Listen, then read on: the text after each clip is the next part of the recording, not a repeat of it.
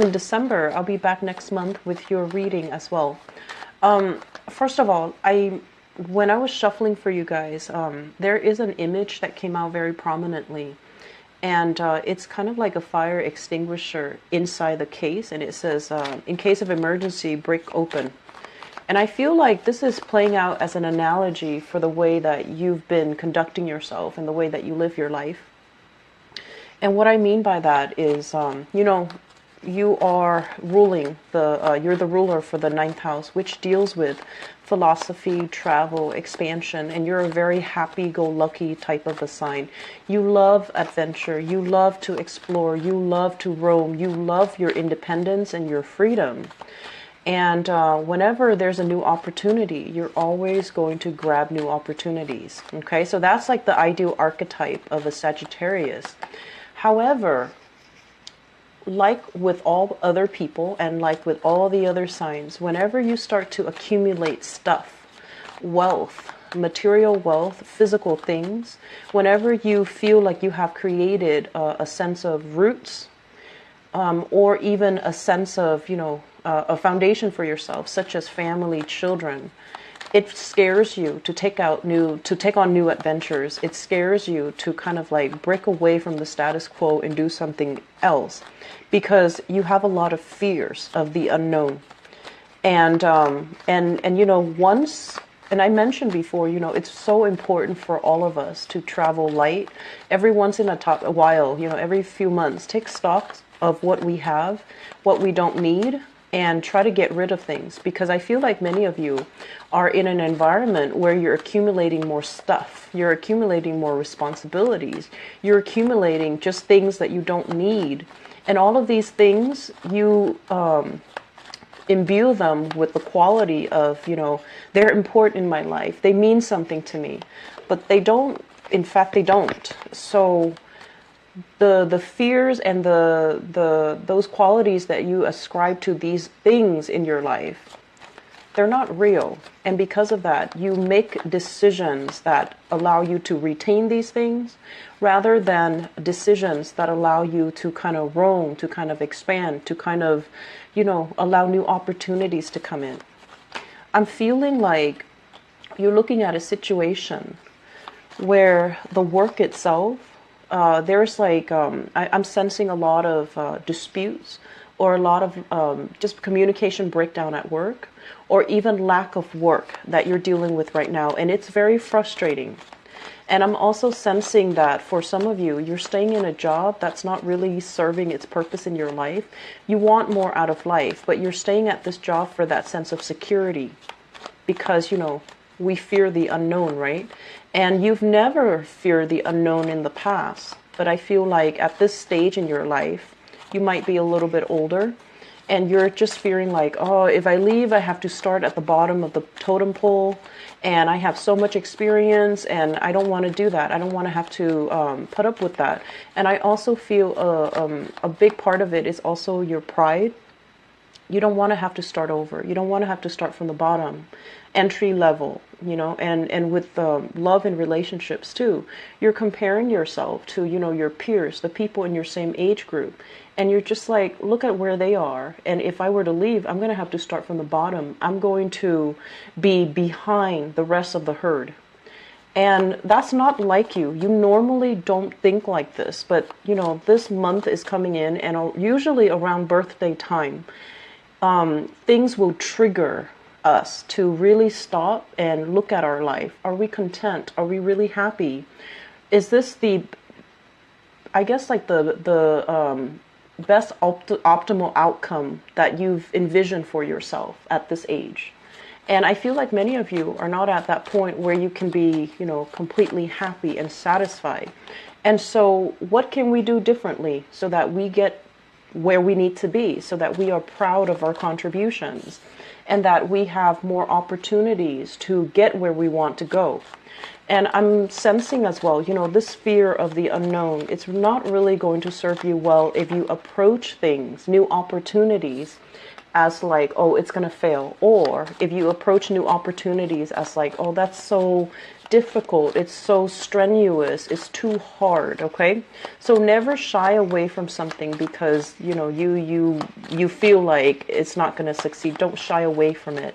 We have intuition that we definitely need to listen to, but at the same time, we also need to be aware that things are divinely guided to come into our lives at this time, especially during your solar return, for a specific reason, because it's something that's good for you. It's something you might have always wanted, and it's something that you're meant to do, and you might have procrastinated on not facing up to that truth for a while now. So going back to the analogy, break open in case of emergency, what exactly does that mean?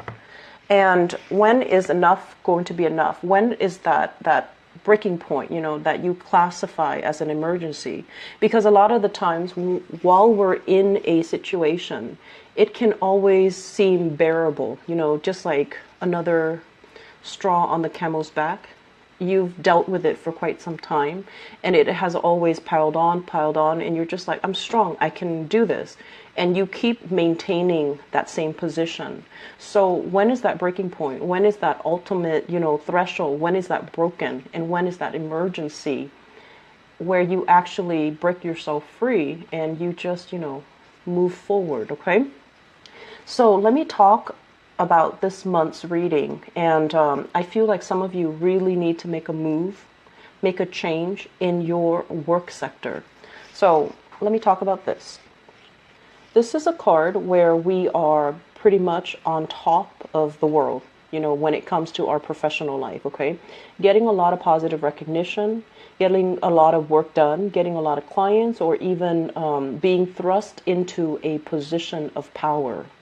When it shows up in the reverse position, it could feel kind of like the opposite of it, where we have to work under the dictates and the mandates of somebody else, somebody that might be a little bit difficult, somebody that might be a little bit more like, a bottom line type of a person, and that doesn't really care about human interactions, that doesn't really care about the individual needs in a corporation. They're very professional, but they're also can be very stifling or a little bit dogmatic to work under.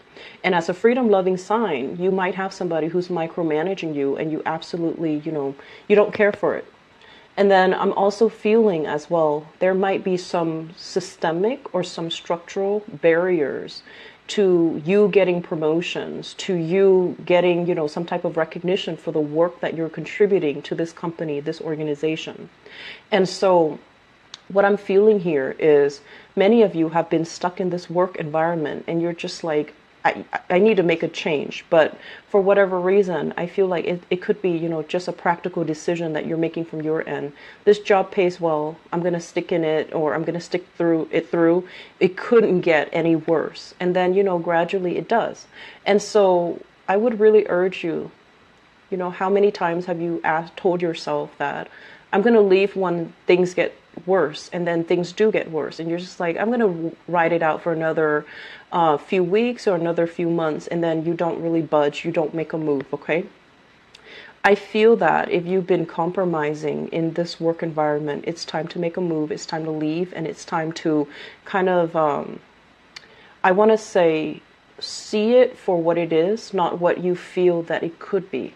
Look at it for what it is, for the reality of it, rather than, through your happy-go-lucky lens, where you feel like, I'm going to ride it out for another few weeks, I'm going to ride it out for another few months, maybe it's going to get better. While you're doing that, opportunities are slipping you by, because I feel like you're being urged, you're kind of like being pulled or urged out of this environment, okay? I'm also sensing as well, there's this frustration overall when it comes to work and finding work and maintaining work that you are really proud of.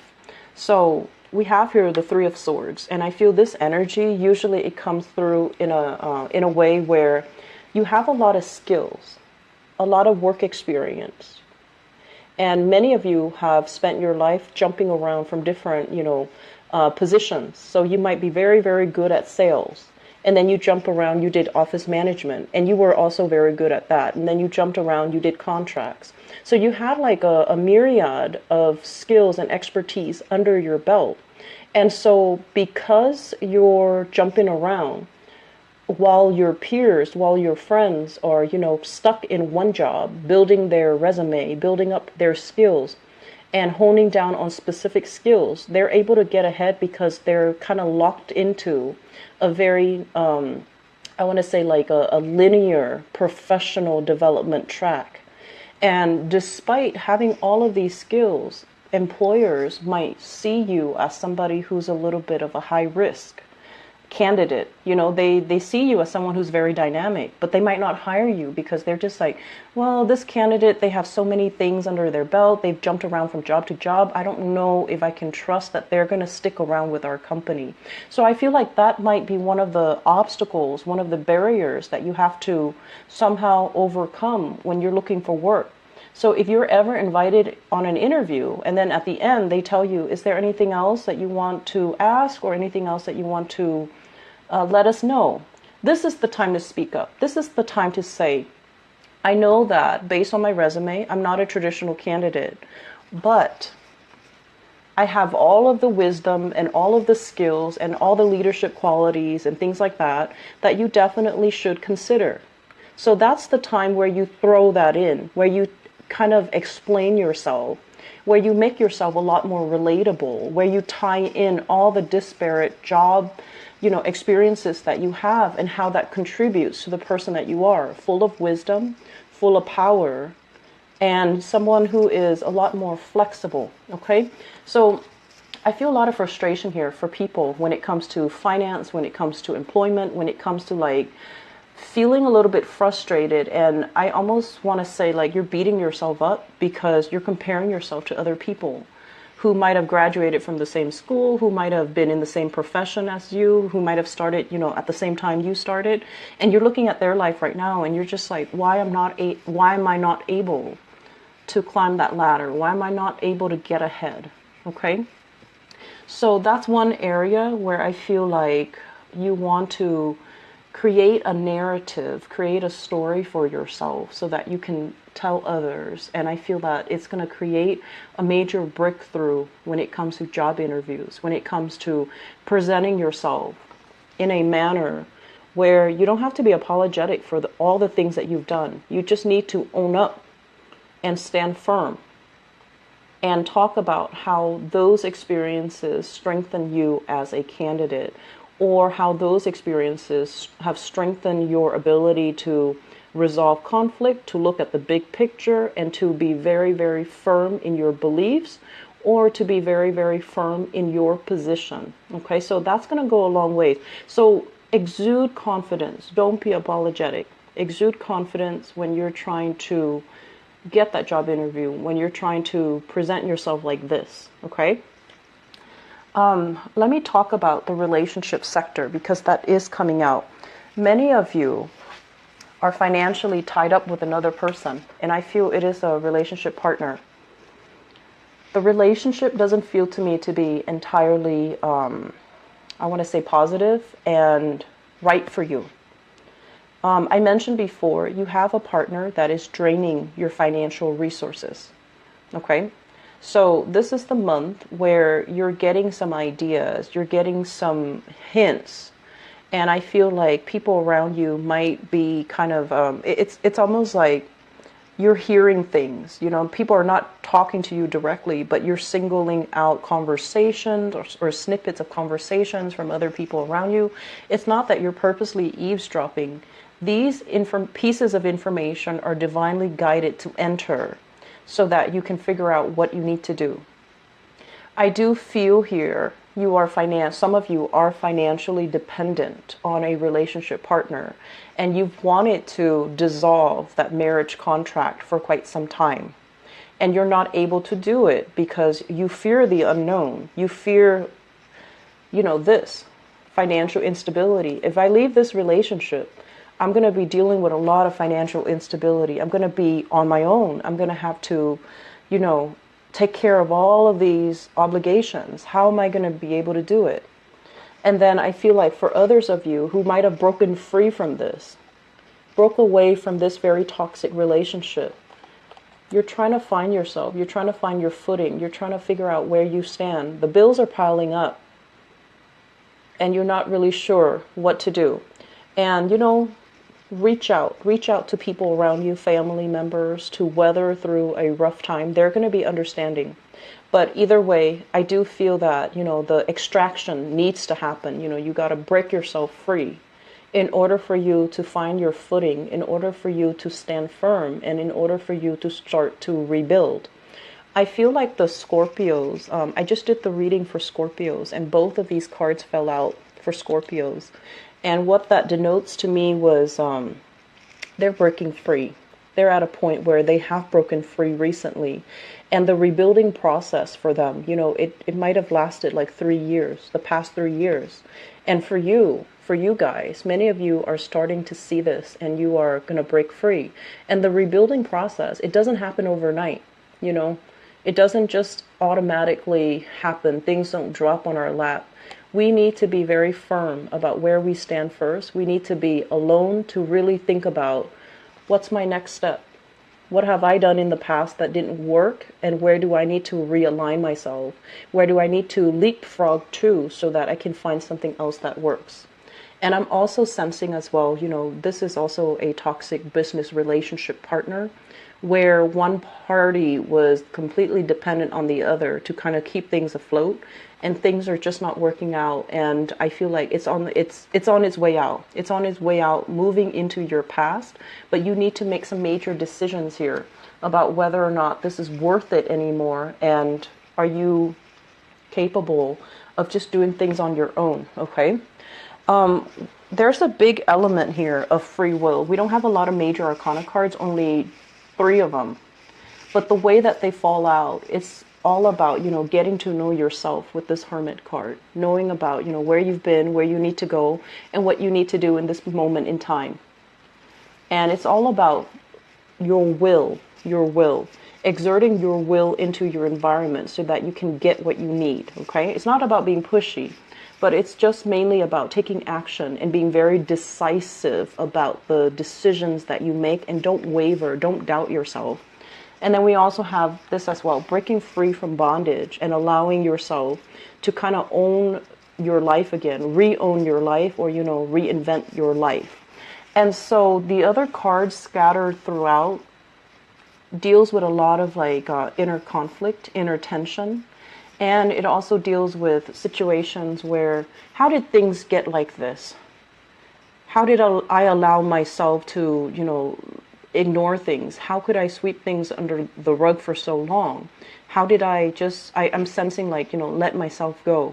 So this is like not taking care of things when they're due, like not taking care of the practical things in our lives, not taking care of the foundational things in our lives, such as, you know, paying the bills on time, or taking care of like, I'm seeing for many of you, you might have been a little bit grief-stricken the past few years because of, you know, people passing away, deaths in the family, or even estrangement when it comes to you and your children. And then the house might have fallen apart and you never, you know, got things repaired in a timely manner. And now that you're kind of like waking up from this slumber state, you're just like, okay, I need to tackle things head on. Where is the money going to come from? How am I going to be able to balance out that budget? How am I going to be able to manage everything? So Sagittarius, I'm not going to lie, the month feels to me to be a little bit challenging. I definitely feel that you can handle it. There's a lot of Wands energy, which is fire, which basically deals with your drive and your ambition. And I feel like your drive and your ambition, your motivation needs to come back in, and you need to really come face to face with some things that you've been sweeping under the rug, and then you need to make a move, okay? Free will is highly indicated for this spread.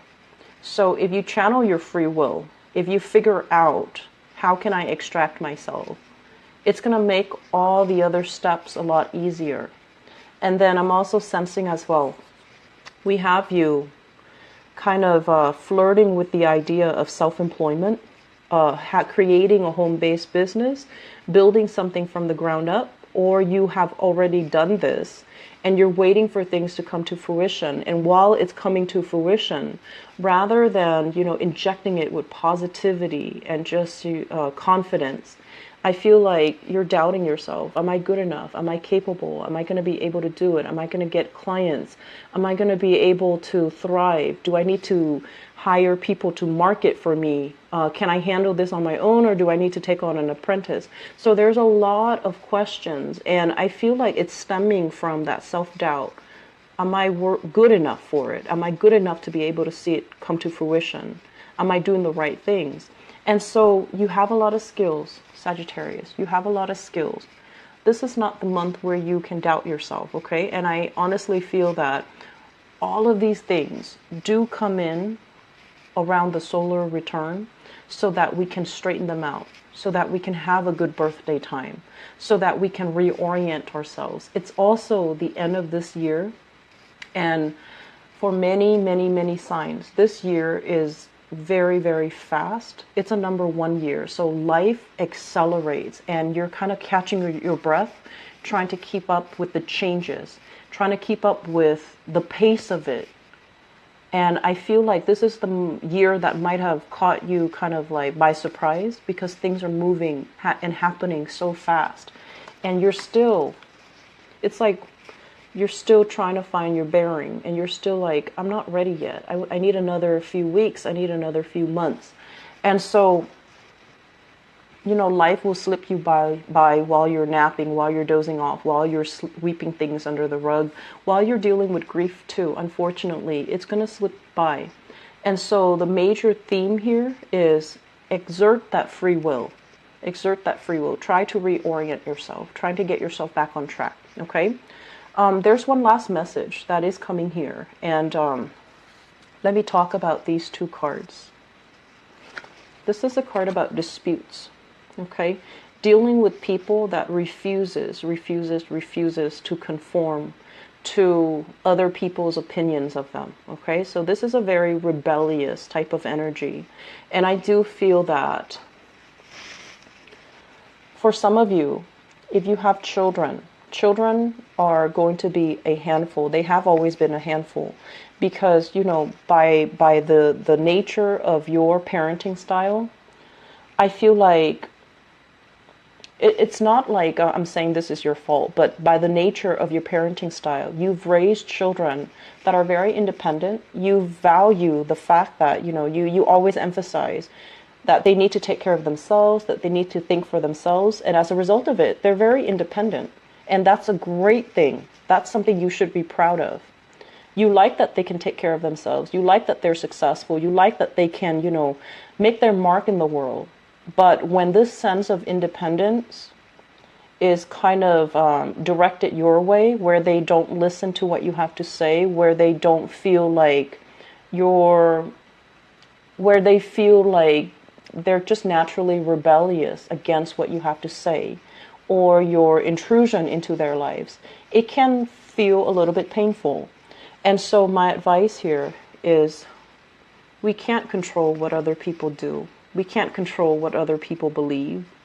And so pick your battles, okay? If you want to maintain that peace and harmony, maybe both parties need to soften up. Maybe both parties need to stop stepping on each other's toes. And maybe both parties need to, just back off. I'm also seeing this energy playing out in your work environment where you're dealing with rebellious co-workers, where you might have trainees. I'm seeing like, trainees, people that are still in training. And there isn't like a common, I want to say like, there isn't a one procedure to do something. People are going to do things their own way. And so it's really important to kind of ease off and not micromanage, okay? You're not much of a micromanager, so this might be happening to you. But I feel like telling another person, if you feel like you're being micromanaged, if you feel stifled, if you feel like someone is constantly breathing down your neck, you need to tell them, hey, I like it if I can figure things out on my own. That way, I learn it the right way. If you tell them something like that, they're going to ease off you and they're just going to back off, okay?